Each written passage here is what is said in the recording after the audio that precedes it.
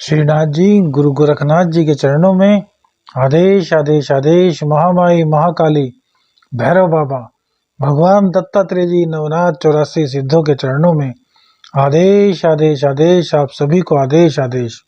अलख निरंजन। बात चल रही है सूर्य राशि परिवर्तन की। तो मेष से लेकर कन्या तक हो चुका है। आज बात करेंगे तुला राशि की। तुला राशि जिस पर कि शनि की 7.5 नहीं पनौती स्टार्ट हो चुकी है, और हमने अपने अनुभव में पाया है कि 7.5 और ढैया से ज़्यादा दिक्कत पनौती में सहनी पड़ती है। लेकिन सूर्यदेव यहाँ पर आपके लिए वरदान बनकर आए हैं। अभी शनिदेव भी अस्त है, तो 1 महीने का जो सूर्यदेव का शनिदेव की मूल त्रिकोण राशि में गोचर हुआ है, उसका क्या प्रभाव तुला लगन और तुला राशि वालों पर पड़ेगा, इसी पर नजर डालते हैं। इससे पहले एक सूचना कि शनि गुटिका और राहु गुटिका तैयार कर ली गई है सिद्ध करके। यदि आप लेना चाहते हैं तो जो नंबर आ रहा है उस पर आप संपर्क अवश्य कीजिएगा। तो देखिए, सूर्यदेव तुला लगन और तुला राशि की बात करें तो यह 11वें भाव के मालिक होते हैं। धन की जितनी भी अर्निंग होती है उस सब पर एकाधिकार सूर्यदेव का होता है, और वो सूर्यदेव अपने पुत्र की राशि में मूल त्रिकोण राशि में आ गए हैं।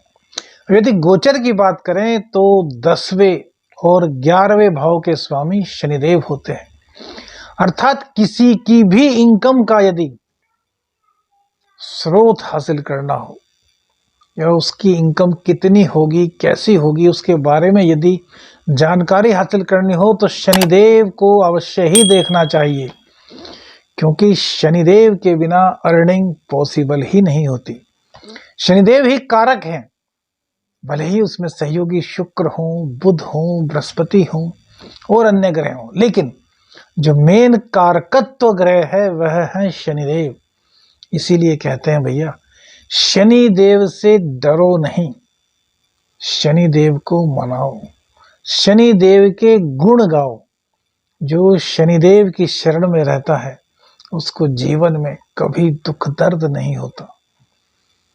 अब इसका अपवाद भी आप लोग निकाल लेंगे कि हम तो बहुत पूजा करते हैं जी, फिर भी दुख झेल रहे हैं। तो भैया, एक बात तो आपको अवश्य ही माननी होगी, तय करनी होगी कि शनिदेव सिर्फ और सिर्फ आपके कर्मों का प्रभाव आपको देते हैं। जैसे कर्म करोगे वैसे फल शनिदेव देंगे, यह उनका मूल स्वभाव है।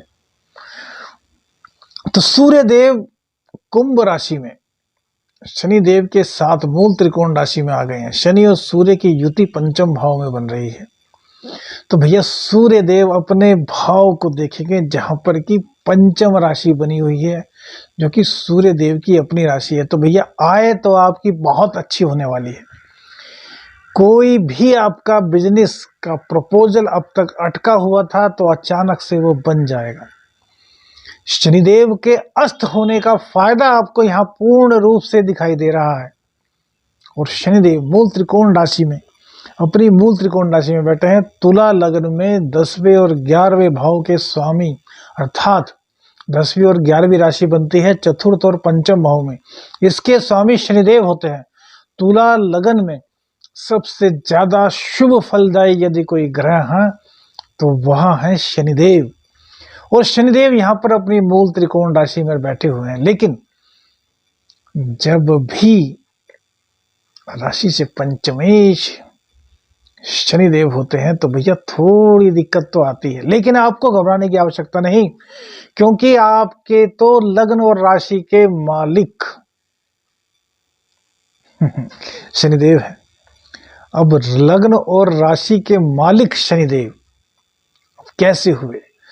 तुला लग्न की राशि हुई शुक्रदेव, और शनिदेव शुक्रदेव की राशि में ही उच्च का फल देते हैं। इसीलिए हमारे कहने का तात्पर्य यह है कि तुला लगन वालों के लिए, तुला राशि वालों के लिए शनिदेव जैसा शुभ फल प्रदान करने वाला कोई भी ग्रह नहीं हो सकता। वो सूर्यदेव यहाँ पर शनिदेव के साथ आ गए हैं। पिता पुत्र में भले ही दुश्मनी वाला स्वभाव हो, लेकिन पिता पुत्र एक दूसरे का बुरा कर ही नहीं सकते। तो भैया यहाँ पर शनिदेव आपको सौगात देंगे, लेकिन उससे पूर्व सूर्यदेव आपको इस महीने के अंदर बिजनेस के नए नए प्रपोजल लाएंगे। आपके प्रेम संबंध हल्के से बिगड़ेंगे और फिर उनमें एक ऐसा उजाला आएगा कि जो तोड़ने पर लगे हुए थे ना, वो खुद ही पतली गली से निकल जाएंगे। सूर्यदेव चमक है, सूर्यदेव प्रकाश है, सूर्यदेव उजियारा है, सूर्यदेव 11वें के मालिक पंचम भाव में आना बहुत ही अच्छी बात है। हो सकता है कि आपके प्रेम संबंध इतने प्रगाढ़ हो जाएं कि शादी की बात बन जाए। हालांकि शनिदेव की वहां पर दृष्टि है, लेकिन हमने आपको जैसा कि बताया कि शनिदेव फिलहाल अस्त हैं, तो बुरा असर आप पर नहीं डालेंगे। लेकिन पंचम भाव में वृद्धि होना हर हालत में तय है। प्रेम संबंध आपके प्रगाढ़ होने वाले हैं। शिक्षा में आपका मन लगने वाला है। कोई कंपटीशन आप निकालना चाह रहे थे तो निकाल लेंगे। परीक्षा कोई इस बीच आएगी तो उसमें आप उत्तीर्ण हो जाएंगे। कहीं सलाह मांगने की बात आएगी तो यहां भी सूर्यदेव आपका पूरा साथ देंगे, आपकी ख्याति बनाएंगे, आपके ज्ञान का प्रकाश सर्वत्र फैलाएंगे। जो आपसे सलाह लेकर के कार्य करेगा 99% वो व्यक्ति सक्सेस हो जाएगा, बशर्ते कि उस व्यक्ति के अंदर आपके प्रति समर्पण भाव होना चाहिए, सम्मान होना चाहिए। सूर्यदेव हैं, सब जानते हैं। तो भैया अब दिक्कत कहां हो सकती है, थोड़ा ये समझने वाली बात है। तो यदि गर्भवती स्त्रियां हैं जिनका गर्भ 3 महीने से कम हो, तो उनको थोड़ा सा सावधान रहने की आवश्यकता है। हालांकि शनिदेव यहां पर रक्षा करेंगे, लेकिन पुत्र पुत्र हैं और पिता पिता ही हैं। शनिदेव 2.5 साल में राशि चेंज करते हैं और सूर्यदेव मात्र 1 महीने में। सूर्यदेव की गति बहुत तेज है शनिदेव की अपेक्षा, तो इसलिए आपको थोड़ी सी सावधानी रखनी है। और तो गर्भवती स्त्रियां, वैसे तो सबके लिए है, लेकिन गर्भवती स्त्रियां वो सूर्य उदय होने से पहले अवश्य ही उठ जाएं। स्नान आदि से निवृत्त होकर दोबारा चाहें तो लेट सकते हैं, सो सकते हैं, आराम कर सकते हैं, लेकिन सूर्यदेव से उदय होने से पहले उठना, बिस्तर छोड़ देना, यह हमारी भारतीय संस्कृति का बहुत ही अभिन्न अंग है। तो इसका पालन तो आप अवश्य करें। दूसरी बात, सूर्यदेव को तुला लगन, तुला राशि वाले लोग एक तांबे का पात्र ले लें, उसमें सबसे पहले थोड़े से काले तिल डालें, उसके बाद थोड़ा गंगा जल डालें और फिर उसमें पुष्प डाल दें, थोड़ा सा पानी डाल दें। अब इस अर्घ को आप सूर्यदेव को प्रदान करें। लेकिन बात यहीं पर समाप्त नहीं होती।